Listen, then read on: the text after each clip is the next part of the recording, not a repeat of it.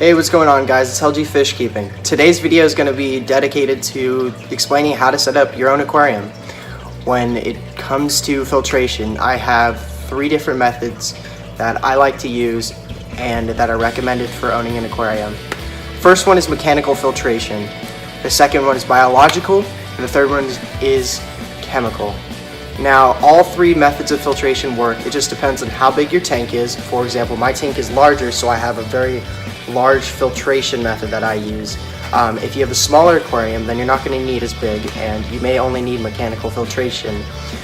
Typically in the Aquarium 10-gallon starter kit, which is what most people get in starting the fish hobby, you have a nice filter that's simple and it's easy to use, and depending on how many fish you have in your tank, you can adjust the ammonia levels by adding ammonia filter pads, or you can adjust the charcoal. Say you wanted a charcoal pad, you can add the charcoal to your filter.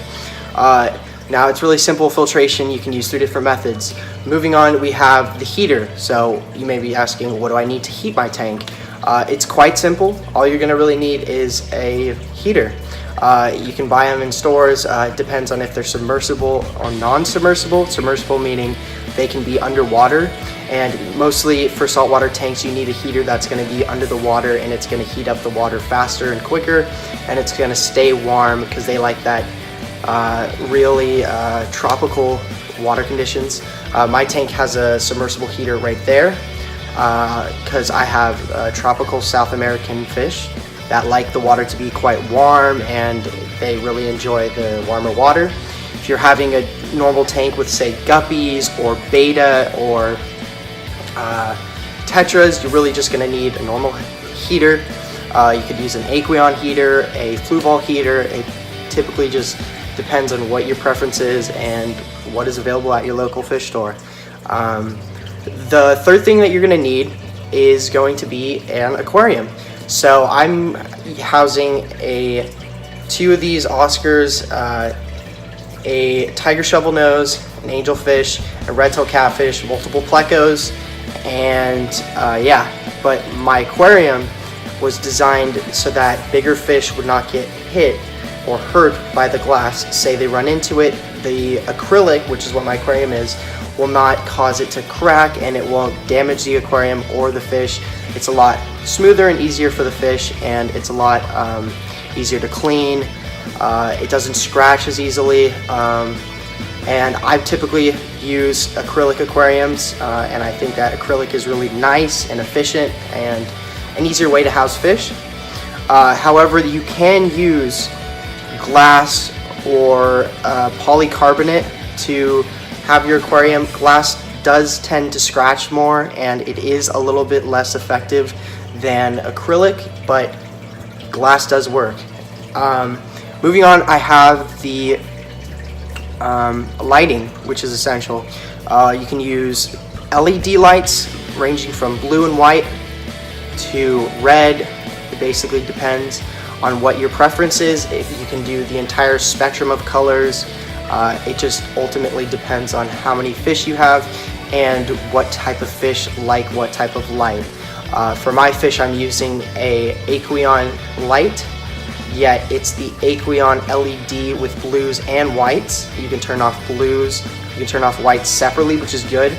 Typically for people who grow coral, they use blue LEDs so the coral can have a synthetic lighting which allows them to grow and flourish in the aquarium.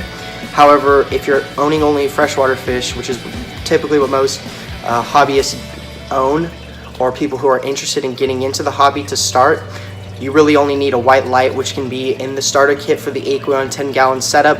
It ranges from, I would say, $60 to $80 for everything you need to start your own 10-gallon aquarium. And the light is included. The lighting does not need to be super high-tech like my light, which was like $200, but it does need to be, work for your fish and make them happy. This temperature scale is somewhat important. If you have a larger aquarium, you do want to make sure that your aquarium doesn't get a huge temperature spike. So this is good to monitor the temperature of your aquarium and make sure it's at the temperature range that you like for your home aquarium. Another thing is you're going to need to be doing constant water changes. You're going to need to be fixing the aquarium, adjusting the decorations, the decor, making sure that if you have aggressive species, you constantly move the decorations so they don't get too aggressive towards each other, and they don't get too territorial. If you do have a territorial fish, you make sure that they do not feel comfortable and that they get their tank moved around so that they're not picking on other fish that come into their space, because you want them to feel as less likely to attack each other, which is the goal. Also, for your aquarium, water changes are difficult, yes, and they do need to be done, but I found that water changes are good because you can feel a sense of pride for your work, and you can feel like you accomplish something when you do a water change. And water changes really aren't that bad. Personally, I don't mind doing water changes, and I think that after I'm done with them, the tank looks really clear and it looks really good, which makes me feel proud of what I've done, which is always good to feel good about yourself, especially with the aquarium, because you want your tank to look the best possible and you want to feel a sense of pride in the work you're doing.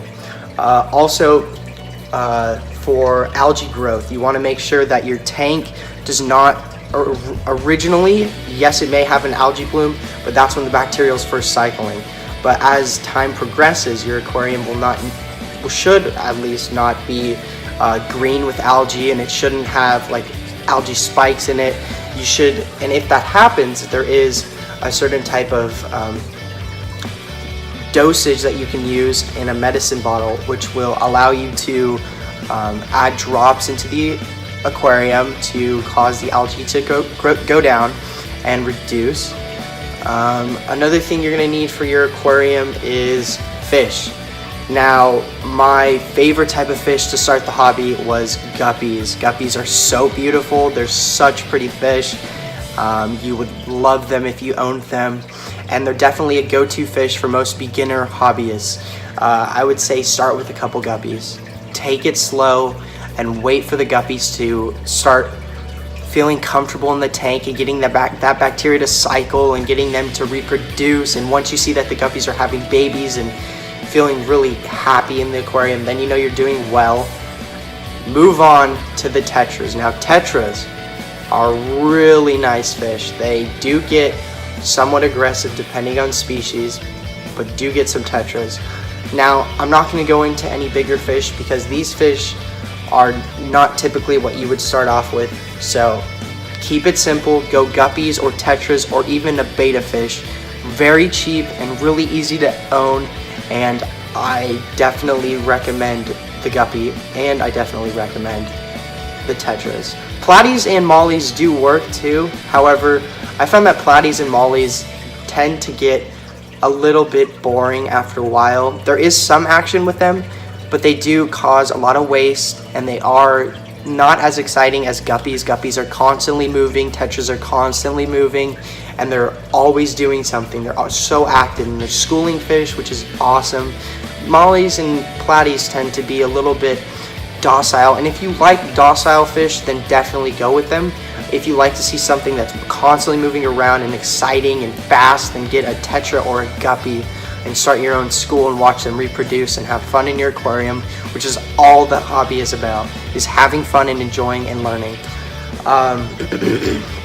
So some of the plans that I have for myself, sometime soon in the near future, I want to start my own saltwater aquarium. I'm going to probably get a Fluval Spec 5 aquarium off Amazon for $110. And then with that, I'm going to get a couple clownfish and start growing some coral frags and really just see how it goes. I've been volunteering a lot at the Aquarium of the Pacific. I've been volunteering at OCC at their aquarium, the Lewis and Clark Aquarium.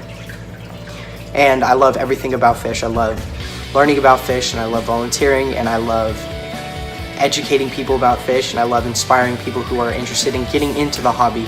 It definitely has changed my life, and I recommend getting into the hobby. Find a passion, find something that you love to do. If it's not fish, find something you love to do, because a passion can save you from something that is feeling bored in life or not feeling like you have a purpose. And aquariums definitely make me feel like I have a purpose, and it makes me excited and ready to take on the day when I feed the fish and then I get things going. I love aquariums and I love everything about them.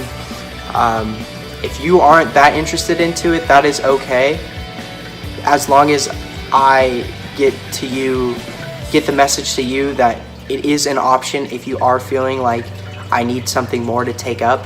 The aquarium hobby is definitely exciting and new, and it will be fun for you. I promise you that it will be fun. It just depends on how far you're willing to go and how much you're willing to spend and how much time you want to put into the aquarium hobby. So with my coral tank, I'm just gonna set it up.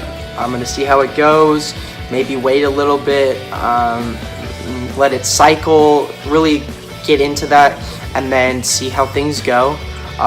In the short time coming, I have a interview for a job at Pet Supplies Plus, where I'll be working there and explaining how people can buy fish and what they would want to do. I really think that'll be a great opportunity, as well as the continuous volunteering at Aquarium in the Pacific, OCC, and the Bolsa Chica Conservancy.